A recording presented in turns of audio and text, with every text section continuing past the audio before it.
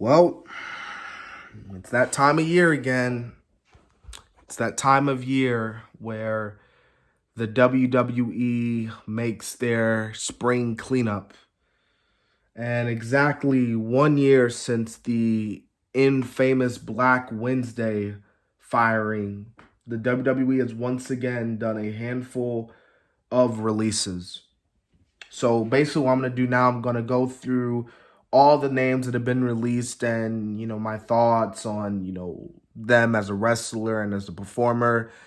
I'm not going to sit up here and say, oh, well, this wrestler's going here, this wrestler's going there. I'll probably make a video like that in the future. But right now, as I'm looking at this, and again, it might be updated later on. I don't know if this is the full list of releases, but as far as this is concerned, the WWE has officially come to terms with Samoa Joe, Peyton Royce, Billy Kay, the Iconics, Chelsea Green, Bo Dallas, Kalisto, Tucker, Mickey James, and Wesley Blake.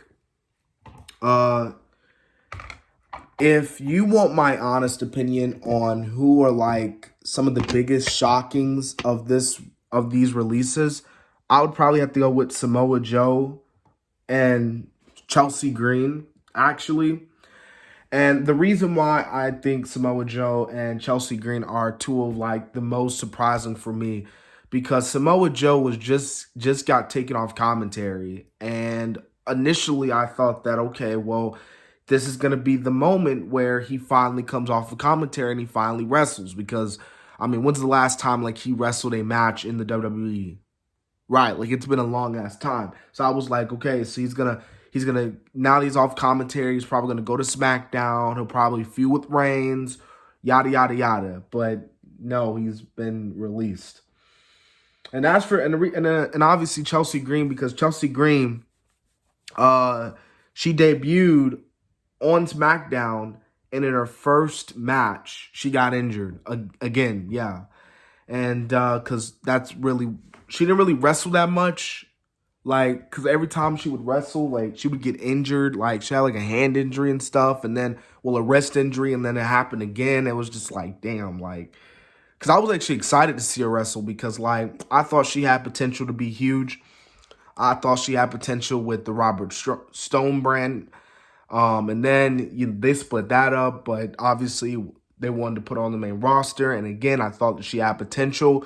But, unfortunately, she got released. So, it sucks we're never going to be able to see her really compete on the main roster and compete with these amazing other women superstars simply because she got released. So yeah. Now, Peyton Royce and Billy Kay. Now, were the Iconics, were they amazing as wrestlers? No, they weren't. Some would say that, well, not some, but you could say that Billy Kay was not that good in the ring. You can say that probably Peyton Royce was slightly better than Billy Kay. But this is one thing that I will give the Iconics, both Peyton Royce and Billy Kay, credit, is that they were entertaining. That they were entertaining. Like, I remember there was a live event here back in like 2019, I believe. And we went there as part of the live experience. I think it was 2018 actually, because it was before Money in the Bank and everything. But again, we went there, and I just remember like seeing the Iconics, and we were all just like booing them, and the Iconics like were really good at getting like kill heat and stuff like that. So they were entertaining. They were funny. Like, I'm not gonna admit, they were funny.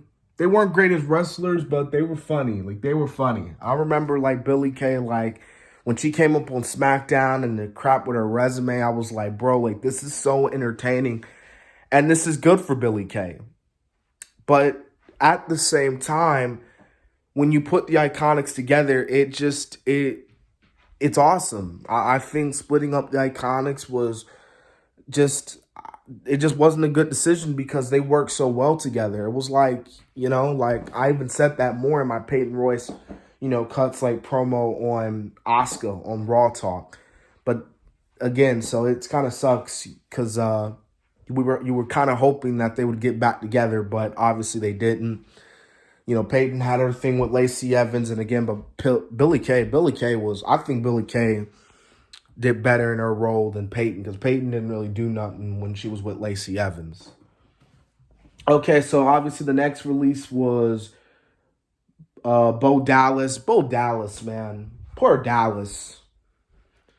You're screwing Liv Morgan, and you are the brother of Bray Wyatt, and you still can't catch a break. And it sucks because Bray Wyatt, I feel like that him and Bray Wyatt, a Bo Dallas and Bray Wyatt feud, really could have been the last big feud that Bo Dallas needed to get back to where he needed. And it's crazy because Bo Dallas, and I believe to this day, Bo Dallas is still I'm not the longest reigning, but the youngest NXT champion.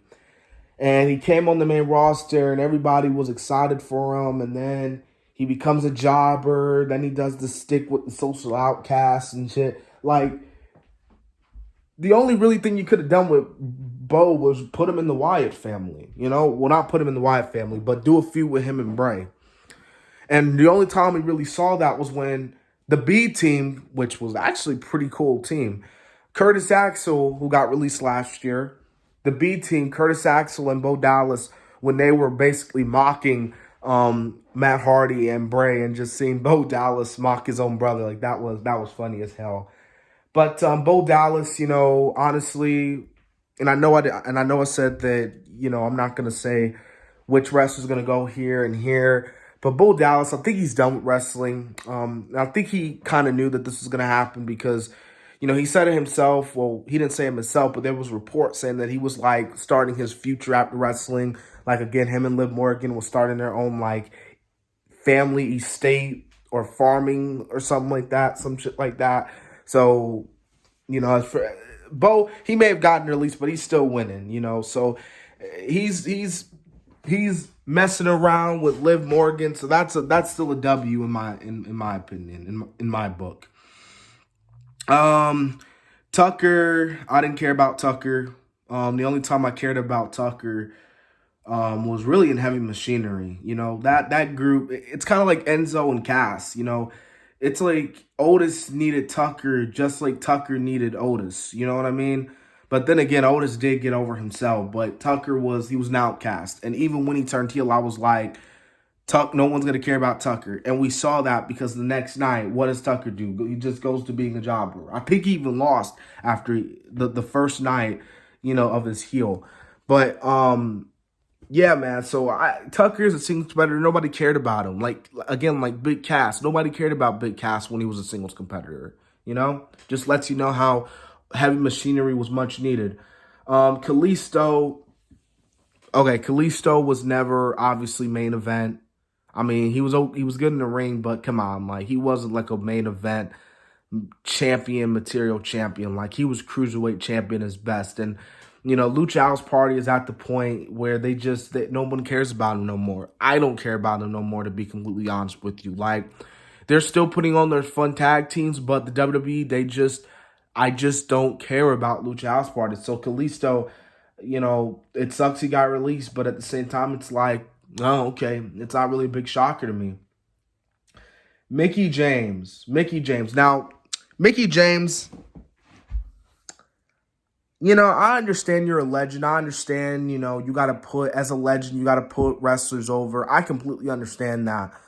But if there was any women's wrestler who truly, and I mean truly deserved one last run in the company, it was Mickie James. Mickie James,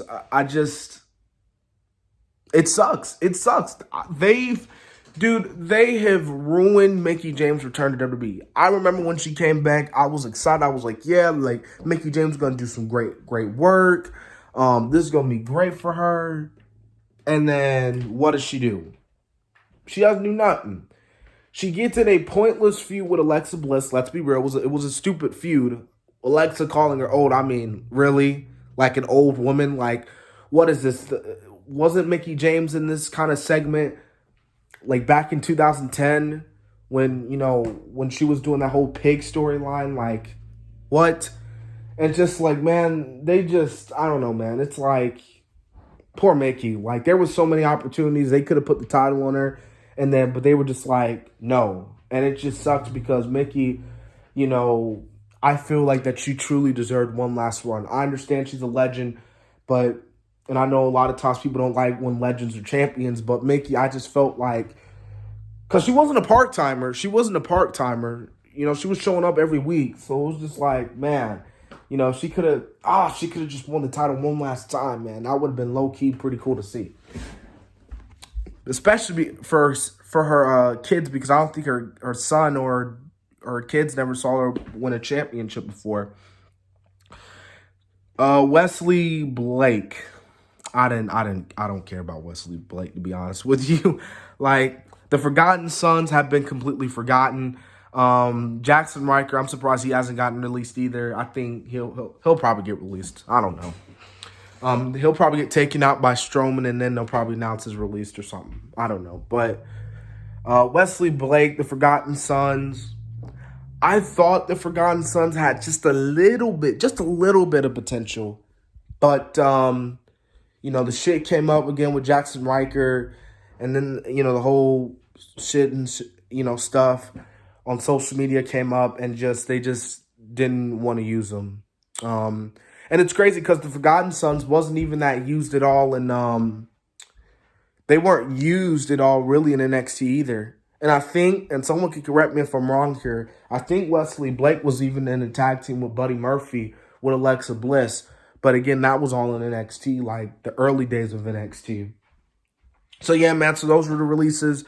Again, it sucks, you know, especially because, because we're still kind of in a pandemic. I feel like hopefully we're going towards the end of it though. But anyways, guys, you know, it is what it is. You know, this is what WWE does. WWE does this almost every year, if not every year. So it sucks that it has to happen, but unfortunately, someone has to get released. And yeah, and you know, and I'm gonna say this about AEW. I feel like that AEW really, and it sucks for me to say this because I hate seeing wrestlers, you know, lose their jobs, you know, lose their, you know, the one job that they've been fighting for. But AEW, I mean, like, they really need a spring cleaning. Like, they really need a spring cleaning. They need to just, because the thing with AEW, they have so much talent on their roster, and half of them they're not even using. Like, so much roster, like, it's just like, man, like, I hate to say it, but AEW they really need to do a spring cleaning, because you can't just keep signing wrestler because the roster is going to keep overpopulating. You're going to have a roster that's just going to be overpopulating with wrestlers. Then you already know some of these other probably releasers or people that have been released are going to try to come to the company, and they're going to probably want big money deals. So now you're going to have to sign them the big money deals. It's just, I don't know. So I didn't mean this video to be 13 minutes long, guys. I wanted to make this like 5-7 minutes at the max, but it is what it is. I hope you guys enjoyed the video. Tell me what were your thoughts on the WWE releases. If there are any more releases that are coming out, in my opinion, probably Aleister Black might get released.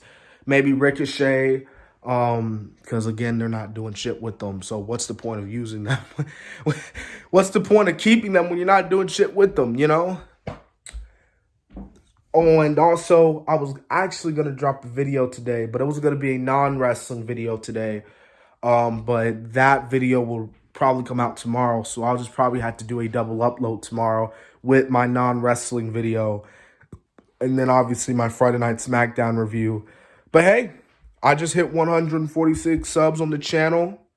Well, what I'm reading at, it's around that park. But we're getting close to 150, man. Like, we're almost already half to 200, man. So let's get it, man. Appreciate it, you guys, for watching the video, for staying this long. If you did, I appreciate it.